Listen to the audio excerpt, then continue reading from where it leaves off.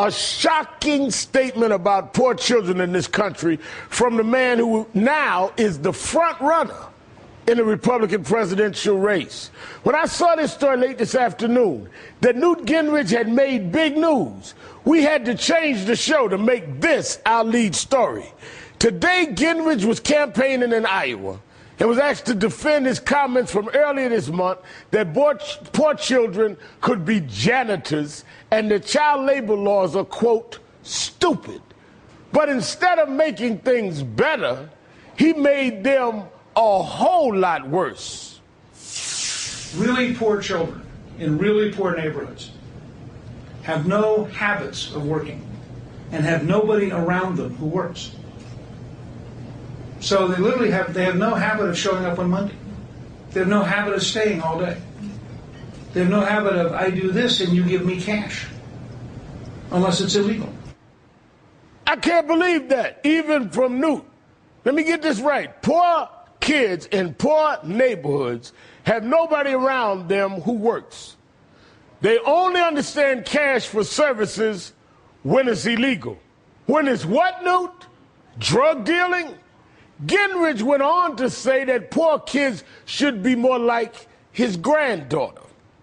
My granddaughter Maggie, who's now 12, emailed me the other day. And she said, I'm emailing you on my new iPad. And I emailed back and I said, how did you get an iPad? And she said, for the last 8 months, I have saved all of my money. And I was pretty proud of her. Problem is, Newt, there are millions of poor kids who could save for 8 months or 8 years and they still couldn't afford an iPad. Not everybody's lucky enough to be born in the Gingrich family. So after saying all of this, Newt finally got back to the original controversy about child janitors, and then he doubled down. You have a very poor neighborhood. You have kids who are required under law to go to school. They have no money. They have no habit of work. What if you paid them part-time in the afternoon to sit at the clerical office and greet people when they came in? What if you paid them to work as the assistant librarian? What if they became assistant janitors and their job was to mop the floor and clean the bathroom? And you paid them. You got it. Newt's solution to poverty is what the Republican solution has been for decades. Tell poor kids, mop the floor, clean the bathroom. There are 45 million working poor in this country. Notice the term working poor. Hear that? 22 million are children. There are 51 million that are working just above the poverty level. 100 million poor Americans are not poor because they don't work. They don't come home with cash because they did something illegal. They come home with too little cash because their wages are too low, because their jobs are being outsourced, because they're being laid off. Yes, there's illegal activity in poor communities, but most poor people are working every day. I grew up in a poor neighborhood. People worked every day. They got on subways every day. Did they have poor people in our neighborhood that did things wrong? Yes. But I didn't meet the real crooks, Newt, till I got downtown. Join me now is Jonathan Capehart, opinion writer for the Washington Post and an MSNBC contributor. Jonathan, what's your reaction to these comments that nobody works in poor neighborhoods? Well, Rev, when I first saw the tweet, originally a shout out to Charles Blow who tweeted this, and I thought this couldn't possibly be from now. They must have dug something up from one of Newt's many speeches or commentaries from the 1990s or something talking about this. But when I saw that it was today in Iowa, my jaw dropped. The blanket condemnation of really poor children in really poor neighborhoods who don't have the habit of work or all the horrible things that he said, I found truly, truly astonishing. And this notion that I think he said his 12-year-old granddaughter saving up money. Notice he doesn't say how she got the money. Her grandfather is a multimillionaire who makes $60,000 a half hour for a speech. That's more money than most people make in a year. Most people. And for him to look down his nose over and over and over again at poor people, people who are not as fortunate as he is to be able to make that much money, to go on fancy vacations and to have all the great things that he has, is truly despicable. And one last thing, Rev, I'm sorry. This notion of having children be janitors and working as assistant greeters and things, with what money? Schools are cutting budgets. It's unbelievable. First of all, they don't want to pay the janitors and the people that are working in the school. Now you want to make children do the work that you don't want to pay the people that are doing the work. And, of course, the children are going home to neighborhoods that everybody that has cash is doing something illegal. I mean, this is worse than the welfare clean demonization.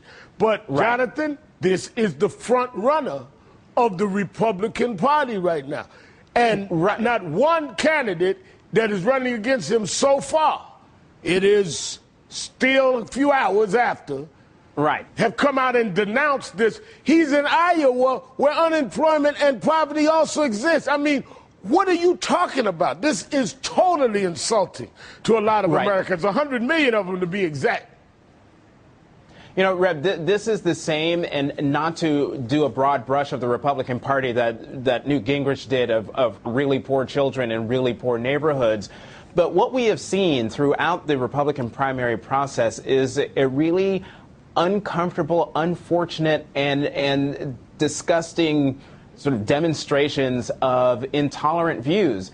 This comes on the heels, many weeks ago at the Republican debate where a service member who was in theater in Iraq was booed by members of the audience.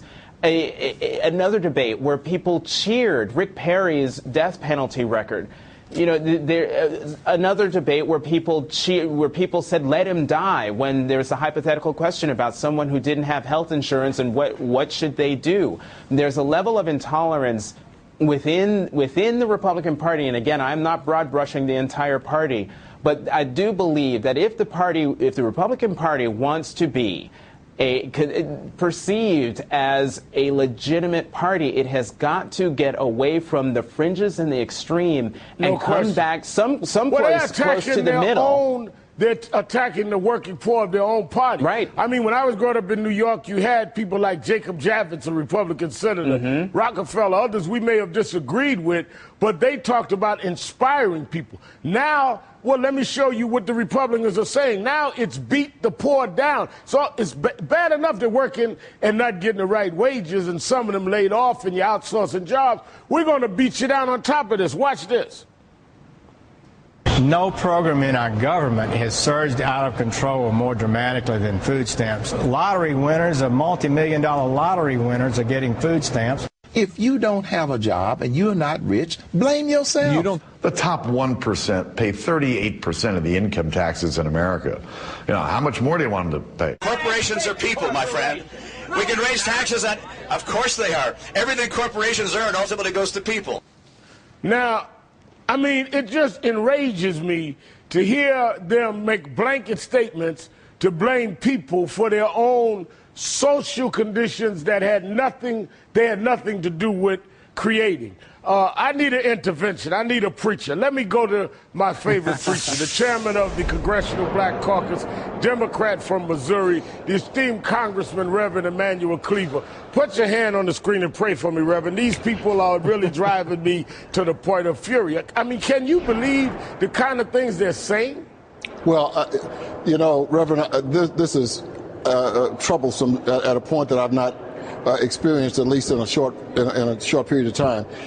Look, Mr. Gingrich obviously didn't think about what he said, and a lot of the other statements that people are making are not conservative statements. They are mean-spirited statements. That's right. I grew up poor. I know poor people. There are poor people who are in the Republican Party who don't deserve to have somebody say that the only thing they want to do is commit crimes. And it would seem to me that if Mr. Gingrich is really interested in trying to stop crime, he would try to work to get some charges filed against the 25 top hedge fund managers who collectively earned $11.1 billion. but he's going to attack poor people, and the hope, of course, is that they won't turn out to vote. I don't think that this is republicanism. It is not conservatism. I think this is Gingrichiism, and that the public is going to eventually catch on, and Mr. Gingrich will follow the people who also rose to the top of the polls in the Republican Party. Well, let me show you this. Now, we know part of the Republican plan is cutting food stamps. Let me show you something Newt Gingrich said about food stamps and poor people. Watch this, Congressman. More Americans today get food stamps than before, and we now give it away as cash. You don't get food stamps. You get a credit card, and the credit card can be used for anything. We've had people take their food stamp money and use it to go to Hawaii. And they give food stamps now to millionaires. Now, you are more of a worldly traveler than me.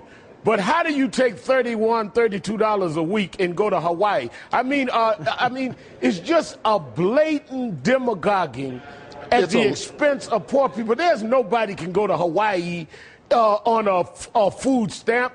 Millionaires getting food stamps. If millionaires getting food stamps, that's fraud. I don't know any. I challenge Newt Gingrich to name one millionaire that he knows that's getting food stamps. But this is all at the expense of poor people, Mr. Chairman. Well, what I think we need to do is send the video that you just played for the nation over to the Justice Department. And we will request a Justice Department investigation. The first stop, of course, the FBI would interview Mr. Gingrich and ask for the names and addresses or cell phone numbers of the millionaires who are getting food stamps. I'm going to join in with Mr. Gingrich, because I don't think that the Congressional Black Caucus or any Democrat or any individual in this country of goodwill is going to want that to happen. So, Mr. Gingrich, you have an ally. I'm going to join with you in putting those millionaires in jail for getting food stamps. And please throw in that I'll be at the airport at the booth waiting on the flights to Hawaii, and if I catch one person on the way to Hawaii with a food stamp credit card paying for their ticket, I'll send them over to justice to you too. This is amazing. This is disrespectful. It's making a mockery of working people every day, working poor, that the number's gone up. According to the U.S. Census, 100 million people living below poverty or right above poverty, most of them working every day. This is a sad, sad moment in American history that a person who could actually go to the White House, I don't think he will, but at least technically he could go to the White House, has launched an attack on poor people in this country. People who, in most cases, can't defend themselves. And that's why I'm glad you're on the air, and that's why I'm glad that the country now knows what Mr. Gingrich is saying about poor people. And again, I think Eric Holder needs to be notified today that Mr. Gingrich has information that millionaires are getting food stamps. And I can assure you that I've got to take a break. Thank you, Congressman. Good to be with you. Chairman Cleveland, we'll follow up on that. Jonathan Capehart, thank you so much.